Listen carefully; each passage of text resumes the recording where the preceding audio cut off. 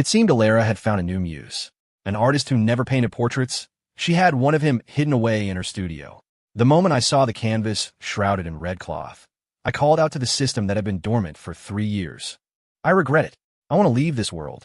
Alara had been pressuring me for weeks, trying to convince me to hand over the gallery's management to the new guy, Leo. She promised that once he helped her through this rough patch, she'd give it back.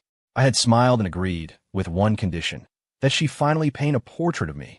Now, at a press conference, a reporter would ask her what she thought of my sudden death. The color would drain from her face, leaving her looking more ghostly than I did on my deathbed. They said the world-renowned painter, after seeing my funeral portrait, never picked up a brush again. Alara Vance was the woman of many people's dreams. Not only was she a brilliant painter, but she had a face that could stop traffic. And right now, that face was a mask of cold indifference as she sat across the table from me. I did what I always did, pretended everything was fine. I smiled, pushing a glass of water toward her. Here, you haven't had anything to drink since you woke up. Before the glass even reached her, she slapped my hand away. It shattered on the floor, the pieces scattering like our marriage. I told you, let Leo manage the gallery for now. Her voice was flat. It's just temporary. As soon as his reputation is restored, the gallery is yours again. I stared at the broken glass on the floor. The warm water pooled and spread, growing cold, just like her feelings for me. She probably hadn't even noticed that we hadn't sat down for breakfast together like this in months. Eli, can we not talk about this today? Please? Do you remember what today is? Before I could finish, her phone buzzed on the table. The moment she saw the caller ID, I swallowed the rest of my sentence. I didn't need to humiliate myself further. Of course, the instant she answered, a man's low, husky voice drifted from the speaker. Eli, I had another nightmare. I dreamed there were people crowding my door. Alara shot up from her chair, her voice softening into a soothing murmur as she walked toward the door. Don't be scared. I'm on my way. The door clicked shut, and the apartment fell silent again. It was nothing new. I calmly started eating my breakfast. It had happened a dozen times before. A single call from Leo, and it didn't matter where she was or what she was doing. She'd drop everything and run to him, like she was under a spell. Still, my heart sank, a familiar dead weight in my chest. A soft sigh echoed in the quiet room. Host, you still have no regrets. I froze. The system, which had gone into standby mode the moment I chose to stay in this world, had woken up on its own. I hesitated before answering. Maybe it's because what happened to Leo is exactly what happened to her mother. She couldn't save her mom back then, so she's fixated on saving him now. The system didn't reply, just emitted another long, low sigh before returning to standby. I chewed my food mechanically, my appetite gone. I pulled out my phone and canceled the reservation I'd made months ago at Per Se. Today was our 3rd wedding anniversary. She had forgotten, of course. Her mind was completely consumed by Leo Sterling. And for the first time, I started to wonder if staying in this world for her had been the right decision after all. I'm from the future. In my timeline, Alara Vance died young, a suicide brought on by severe depression. But the painting she left behind took the world by storm. I was captivated by the profound melancholy in her work, the sadness in the eyes of the girl she painted. So when the system approached me, asking if I was willing to go back and change her tragic childhood, to heal her, I agreed without a second thought. It was laughable, really. I had spent 15 years by her side, and it couldn't compete with the 15 days Leo had been in her life. She was even willing to give him the gallery we had built together from nothing. But maybe she was just blinded by her childhood trauma. Maybe if I just gave her the gallery, things could go back to the way they were. Taking a deep breath, I drove to Chelsea. Before I could even walk in, my assistant, Dylan, rushed out to meet me, his eyes darting around nervously. Mason, what are you doing here? I thought you were taking the day off. I gave him a strange look. Plans got canceled, I said, walking past him. I need to take care of a few things. I stopped dead in my tracks. Alara and Leo were standing in the middle of the main floor, her hand resting gently on his. The same man who had been crying on the phone about not wanting to live was now smiling, gesturing animatedly as he discussed one of the paintings with her. And the look on Alara's face. It was a soft, tender smile I hadn't seen in years. I felt a profound numbness creep over me, stealing the words from my throat. So, she could still smile like that. I always thought her past had left her emotionally scarred, a little cold. So I'd made it my mission to make her laugh. Turns out I was the fool. Alara. Dylan's panicked voice cut through my haze. The smile on Alara's face froze as her eyes met mine. It vanished instantly, replaced by her usual blank expression. She snatched her hand back from Leo's shoulder and stood there silently, watching me. I couldn't help it. A short, sharp laugh escaped my lips.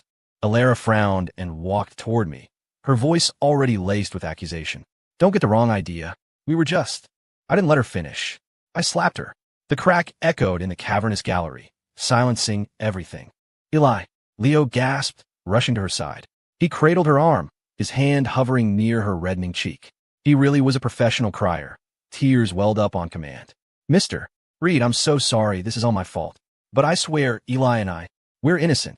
He bit his lip, glanced at Alara, and continued, She just feels sorry for me. I ignored him, locking my eyes on Alara's. If you've fallen for someone else, just say it, I said, my voice dangerously calm. I won't hold you back, but don't you dare disrespect me like this. Hiding behind the banner of childhood trauma and obsession, she kept crossing line after line. Was this really the girl I had fallen in love with? I turned to leave. I hadn't taken 2 steps before she caught up, grabbing me and pulling me into a tight embrace. I struggled, trying to push her away, but her voice, laced with a bitter sorrow, came from above me. Mason, I don't know what's wrong with me. I can't say no to him. I can't just ignore him.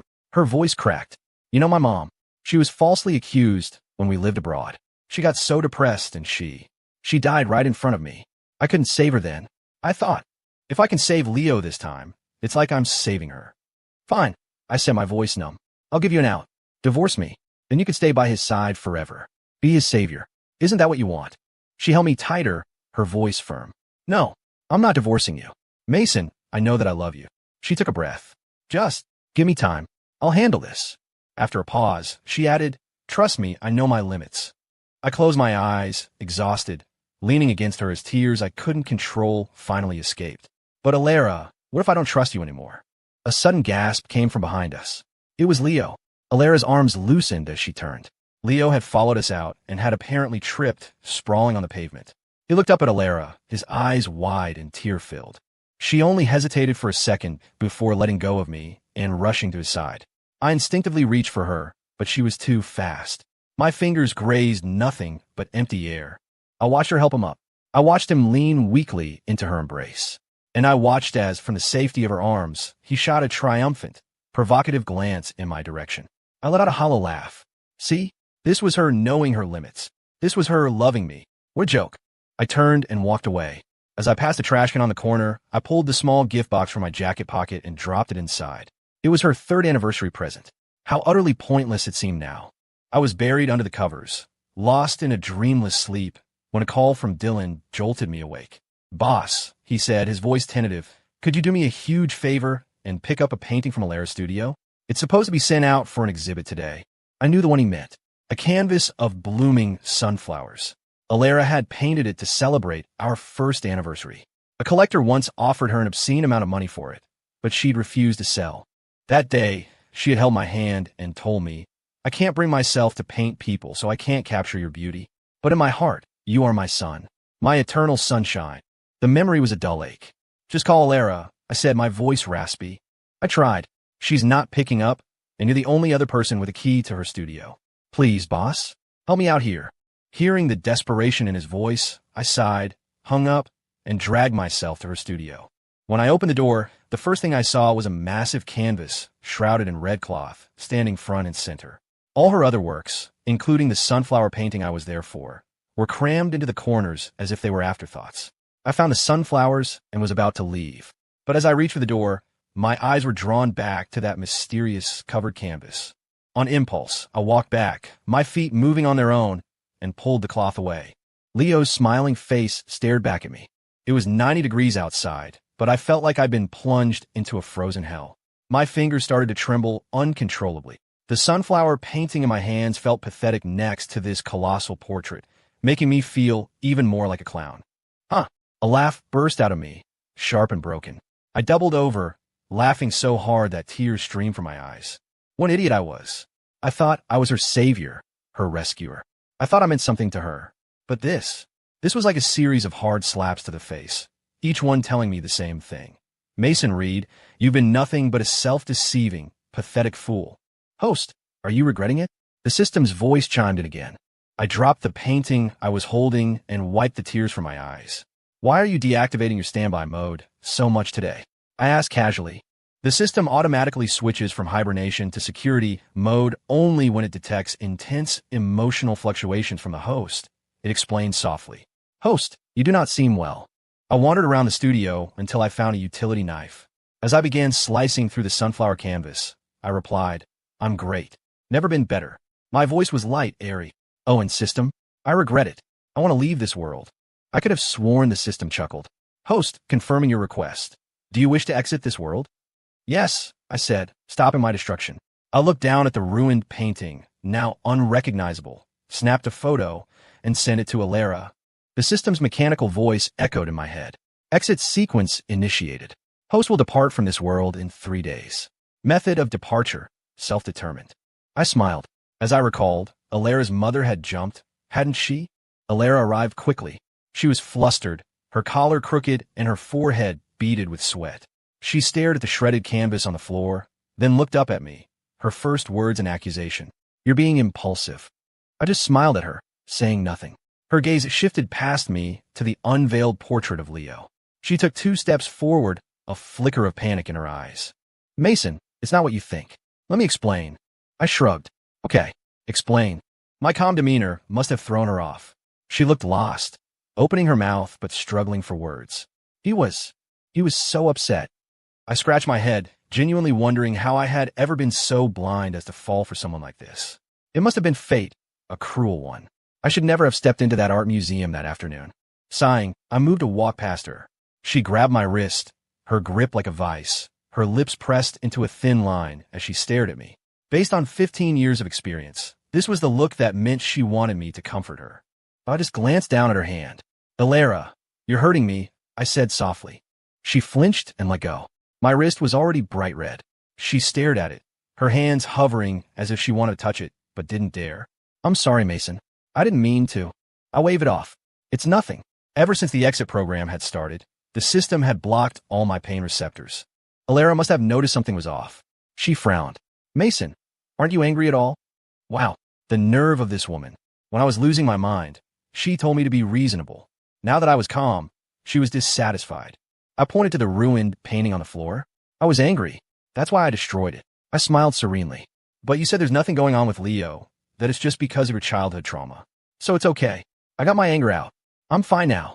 She looked even more bewildered, almost anxious, rubbing her fingers together as she studied my face. I leaned in, my smile widening, and straightened her crooked collar. By the way, you wanted to hand the gallery over to Leo, right? I agree. Her eyes widened. But on one condition, I continued. You know, I've always wanted one thing from you. A portrait. You seem to have gotten over your psychological blocks, so as a trade, you paint my portrait, and I'll sign the gallery over to Leo. How about it? It's a pretty good deal, right? Alara just stood there, staring at me for a long time before finally forcing out, I'm not divorcing you. I laughed. I never said anything about divorce. Don't worry. All I want is a portrait, as a funeral portrait. The day I handed over the gallery, the weather was beautiful. Leo accepted the safe keys and security codes from me with the triumphant smirk of a victor. I studied him for a moment, my expression neutral. He met my gaze without flinching, then leaned in close, his voice a low whisper. Thank you for being so generous. I'll take good care of your gallery. But you should know, the gallery is just the beginning. Dylan, who had been standing beside me, shoved him back. That's enough, he seethed, his face red with fury. I've seen shameless people before, but you take the cake. Leo stumbled, glaring at Dylan. You're fired. Pack your things and get out. Now. Dylan ripped the employee badge from his neck and threw it at him.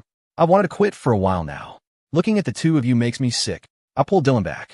He was crying and cursing at the same time, turning to me with guilt-ridden apologies. Boss, I'm so sorry. I should have told you sooner, but I was afraid of losing my job. It's okay, I said softly, wiping a tear from his cheek. Drawn by the commotion, Alara came running over. She immediately went to Leo, looking him over anxiously. Are you okay? Leo shook his head, glancing from her to me, his mouth opening and closing as if he wanted to say something but couldn't. He said nothing, yet he said everything. Alara moved to stand in front of him, her eyes turning sharp and unfamiliar. Mason, you promised you wouldn't make things difficult for him. I held up my hands in mock surrender. My apologies. It won't happen again. My easy apology seemed to catch her off guard. She looked away, flustered.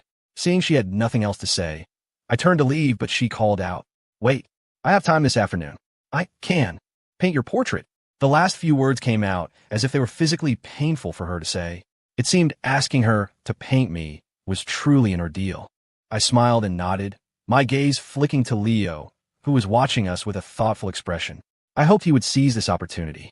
He could be the one to help me deliver the final blow to Alara. In the studio, I watched Alara take deep, shaky breaths, her hands trembling. I couldn't stop a cold sneer from escaping. "What's wrong? Were you like this when you painted Leo?" My words made her flinch as if struck. She looked at me from behind the easel, her voice tight. "You're different from him." I rolled my eyes internally. "Just hurry up. I have plans tonight." Alara finally picked up her brush and began making strokes on the canvas, but the expression on her face grew uglier by the minute. After what felt like an eternity, her phone, lying on a nearby chair, began to vibrate. I straightened up to look. Of course, it was Leo. I looked at Alara. Her eyes instinctively met mine. I tipped my chin toward the phone, giving her permission. As expected, the voice on the other end was choked with tears. He thought he was being followed. He was terrified. Alara jumped to her feet, her gaze darting anxiously between me and the door. Her feet were already carrying her out. At the doorway, she paused and looked back at me. I held her gaze, my smile unwavering. She hesitated for a few seconds, torn, then bolted. I stood up and walked to the easel. Of course, she hadn't had nearly enough time. The portrait was just a faint outline of my features, with no detail to speak of. I looked at the open studio windows, the late afternoon breeze drifting in. I walked over, took a deep breath of the city air, and called Dylan. "Dylan, there's something I need you to do for me." The system had blocked my pain receptors, so the fall from the 18th floor didn't hurt at all. But I had a feeling I'd be afraid of heights for the rest of my existence. I floated in the air, looking down at my own broken body with a clinical detachment. "System, I'm dead. Why haven't I left this world yet?" For the first time, the system's mechanical voice sounded like it was joking. "You're getting a front row seat to the fallout. Aren't you enjoying the show?" I considered it for a moment, then folded my spectral arms and nodded. I was. Alara pushed through the swarm of reporters, trying to get to Dylan, but Leo, his face pale as a sheet, grabbed her arm. She violently shook him off. "Eli!" he cried out as he stumbled and fell. For once, his tears and feigned weakness had no effect. Alara didn't even glance back as she jumped off the press conference stage. She finally reached Dylan. Before she could ask, he looked at her calmly and said, "Mason's dead." Alara's already ashen face turned a corpse-like shade of gray. Her lips trembled, her voice barely a whisper. "No, you're lying. Mason is just angry. He put you up to this to scare me." Dylan let out a strange, bitter laugh. He jumped from the 18th floor. Alara froze, standing as still as a statue. A moment later, a spray of blood erupted from her lips, and she crumpled backward. I watched it all dispassionately, sighing. "This is boring. System, when can I go home? I'm done watching. The host will depart within 24 hours. I grimaced and nodded. I floated through the city, watching as Dylan, weeping, cut my unfinished portrait from its frame. He took the will I'd prepared and arranged for my cremation. A flash of fire, and it was over. During this, the system patched in a live feed of Alara and Leo. He was sniffling, nestled in her arms, begging for comfort. She held him and promised to hold a press conference for him the next day. I watched it like a movie, amused, until the system abruptly cut the feed. I complained, but it just replied with 3 cold words. Too cringeworthy. Fair enough. Now I watched Leo standing tall and proud beside Alara at that very press conference. Below the stage, flashes popped incessantly. A crowd of his fans, held back by security, screamed his name, their eyes shining with adoration. I watched Alara on the stage, a faint smile on my face. She held a microphone, her voice sweet and clear as she praised Leo's professionalism and talent. "She never praised you or acknowledged you like that, host. System, you've been looking through my memories again." I grumbled. Ever since it came out of standby, it hadn't stopped mocking me. I chuckled softly, glancing at Alara. Her acknowledgement doesn't mean anything. I know my own worth. That's all that matters. I heard a reporter ask, "Ms.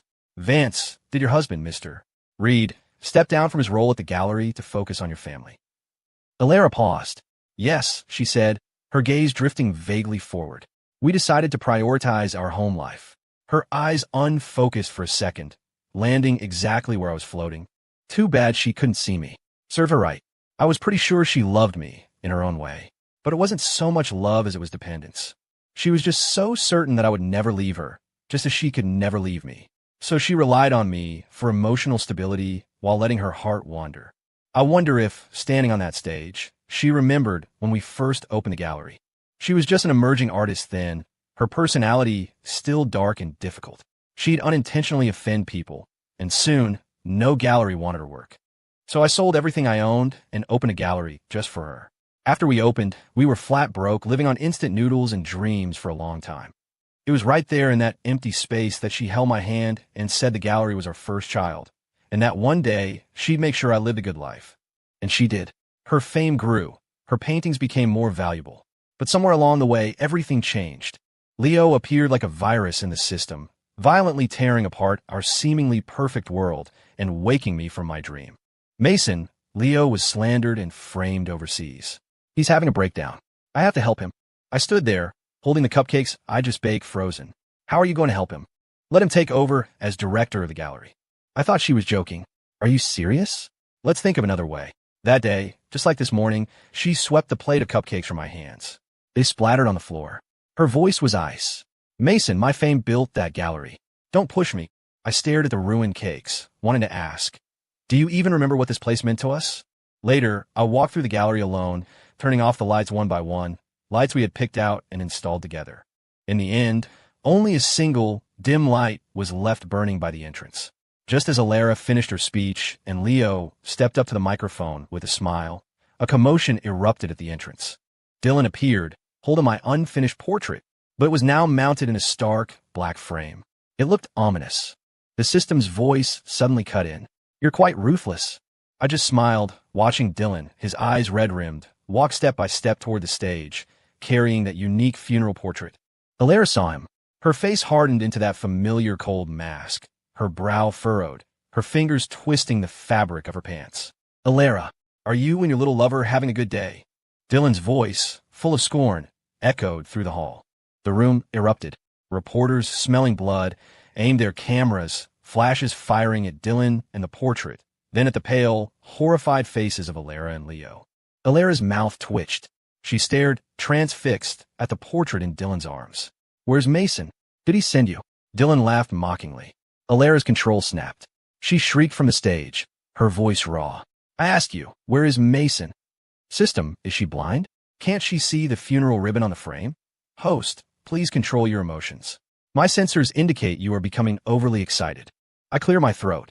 My lips are sealed. How many people get to attend their own funeral? I was one of them, it seemed. I floated around curiously, left and right. I never knew I had so many friends. At the memorial hall, Dylan answered a call. Is he dead yet? He must not have gotten the answer he wanted, because his voice turned to ice. Call me back when he is. I wonder who that was about. I shrugged my spectral shoulders. It wasn't my problem. I'd be going home in a few hours anyway. A stir went through the hall as everyone started whispering and looking toward the entrance. Alara staggered in, covered in blood. When she saw the memorial setup and the small, ornate box on the table, she collapsed to her knees. Blood from a gash on her forehead dripped onto the pristine floor. Ugh, how annoying. She's getting my memorial dirty, I complained to the system. Alara seemed badly injured. She tried to get up several times, but couldn't, struggling pathetically on the floor. No one moved to help her. They just watched as she tried again and again, finally pulling herself up and stumbling toward the urn. The moment her hand reached for the box, Dylan stepped in front of her. You're not welcome here. Alara wiped the blood from her face. Move. He's my husband. Husband? Is that a joke? What about when you were all over that other man? Did you forget? When you forced Mason to sign over the gallery, was he your husband then? Stop pretending, Alara. You're just a pathetic cheater who wanted to have her cake, and eat it too. I watched in awe as Dylan unleashed a torrent of abuse. The money I'd left him to handle my affairs was worth every single penny. Alara stood motionless, taking it all. When Dylan paused to breathe, she said calmly, Are you done? If you're done, let me see him. Dylan rolled his eyes so hard I thought they'd get stuck. You don't have the right. He paused, then continued with malicious glee. Hey, do you know when he jumped? Alara looked up at his smiling face. Dylan's words were crisp and clear. I heard you were painting his portrait that afternoon. He jumped from your studio not long after you took Leo's call and ran out on him. Where were you then, I wonder, cradling your little affair in your arms? He pointed at the funeral portrait on the altar. See? You were in such a hurry. You didn't even finish the painting. Alara staggered back as if she'd been punched. She stared blankly at the portrait, then back at the urn. At that moment, she had been holding Leo, promising to hold a press conference to clear his name, something she had never once done for me. No one could have predicted what happened next. The usually composed, aloof Alara Vance lunged forward and snatched my urn. I stared, dumbfounded, as she clutched the box to her chest. My friends surged forward, trying to wrestle it from her. A few of them even landed punches on her as she knelt on the floor. But Alara held on with a desperate strength, her eyes vacant, muttering to herself. Mason, let's go home. Mason, don't leave me. I was wrong. I know I was wrong. Please come back. More blood flowed from her wounds, smearing the side of my urn. I recoiled in disgust.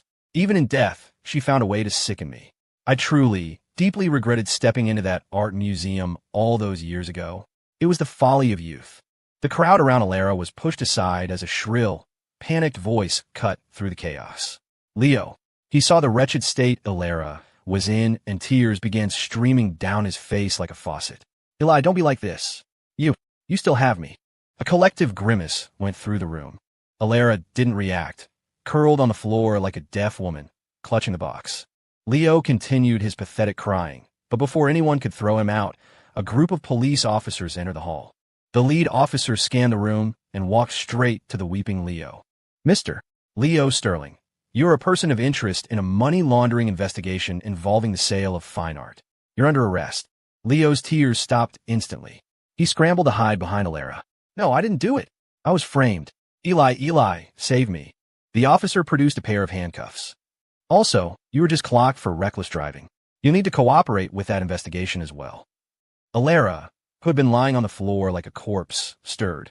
Her dull, lifeless eyes slowly drifted over to Leo as he was forced to the ground and cuffed.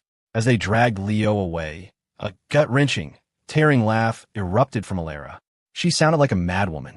I watched her laugh until she was vomiting blood and tears, and I laughed with her, a silent, mocking echo. How ironic. The man she believed was as innocent as her mother turned out to be a genuine snake. It was the ultimate slap in the face to Alara, the self-proclaimed savior. Alara was rushed to the hospital. Her injuries were severe. At one point, her heart stopped. The doctors administered a shot of epinephrine, muttering in confusion. This doesn't make sense. We get her heart started and it just stops again. It's like she doesn't want to live. I floated over to her bedside, looking at her still, pale face. She wanted to die? I couldn't have that. I leaned down close to her ear and whispered softly, Alara, you have to live, and live with this forever. The system's power was potent. I knew she heard me. A single tear slid from the corner of her eye. I took one last look at her as the system's mechanical voice sounded in my ear. Host, time transfer commencing. Welcome home. I closed my eyes. When I opened them again, I was standing in front of an art museum, a flyer clutched in my hand. System, are you still there? I am here, host. This is a few years before I traveled back, isn't it? Correct, host. The system detected the host's lingering regrets. As a token of our appreciation for your successful participation in the temporal travel experiment, consider this a small gift. It paused. Additionally, this unit will disengage in 30 seconds. I wish you all the best in your future endeavors. I looked up at the sky. The weather was perfect. The sky was a brilliant blue, dotted with beautiful, fluffy clouds. I didn't have to go to the museum. A walk in the park sounded much better. I crumpled the flyer in my hand, stuffed it into a nearby trash can, and walked away. Epilogue Alara lay in her hospital bed, staring at the tree outside her window. In those moments near death, she had heard Mason's voice. He told her to live and to regret it forever. She obeyed. She fought her way back to life. She thought that maybe if she was obedient, he might come back to see her one more time. By the time she woke up, it was all over. Mason had been buried, and no one would tell her where. As soon as she recovered, she started searching, going from one cemetery to the next. She searched until she collapsed from exhaustion among the tombstones, but she never found him. It was okay, Alara told herself. She had a long time to look. She would find him one day. Besides, she couldn't paint anymore. Whenever she tried to pick up a brush, the image of that unfinished portrait hanging at his memorial would flash in her mind. Her hands would start to shake, and a cold sweat would pour down her back. It was a nightmare that clung to her like a second skin, a con her hand and walked her home, telling her it was okay, that he would always be with her. They had built a home, they had been happy. Soon, they might have even had a child who would have looked just like Mason. How did she let it all turn into this? It started when Leo first cried in front of her, telling her how he'd been wronged overseas. It reminded her of her mother, who had died for the same reason. She thought, I'll just help him. He's as pitiful as she was. And the lines began to blur. The more she indulged Leo, the more she neglected Mason. Leo was completely dependent on her, unlike Mason, who always stood in front of her, a shield, strong, independent, never needing her for anything. She started to lose track of whether it was a trauma-driven obsession or if she was genuinely losing her mind in the affair. Or maybe she was just a coward, afraid to admit she was a morally bankrupt person. So she used her obsession as an excuse to get closer to Leo. As if that somehow made it okay. As if she wasn't betraying Mason. When Mason found the portrait she'd painted of Leo, she thought, it's over. He'll never forgive me. But to her shock, he didn't blame her. He just playfully asked her to paint one for him, too. Trembling, she agreed, swearing to herself that as soon as Leo's name was cleared, she would go back to Mason and make things right. And then what happened? The painting was never finished. Mason jumped from the window. Mason was dead. Mason was dead. A sudden, savage scream ripped from Alara's throat, and she began slamming her head against the wall. The door burst open and several nurses rushed in, pinning her to the bed and expertly administering a sedative. As Alara went limp, the nurses tidied up, complaining as they left. God, it's the same thing every day. What's the point? Her husband's dead, and now she's sorry. The dead can't hear your regrets. So who's she putting on a show for? All right, that's enough. She used to be a famous painter, you know. Some painter. She's just a crazy person now. The door closed, and the room fell silent. It was common knowledge. Alara Vance, the once internationally acclaimed artist, had lost her mind after her husband's death and become a madwoman. Decades later, the madwoman finally died. After her death, she found herself in a pure white space. A voice asked her, "Do you want to see Mason Reed?" Alara nodded ecstatically, her heart pounding. Mason. She had waited so long for him to visit, but he never came. That was okay. She would go to him now. She would tell him she knew she was wrong. Alara was transported to an unfamiliar world, one far more technologically advanced than her own. Humans could even live on other planets. She followed a strange, floating sphere. The sphere had already explained it to her. Mason had come to her world just to save her, and she had thrown away that profound love to run towards someone else. She floated into a classroom and stopped. She saw him. Mason.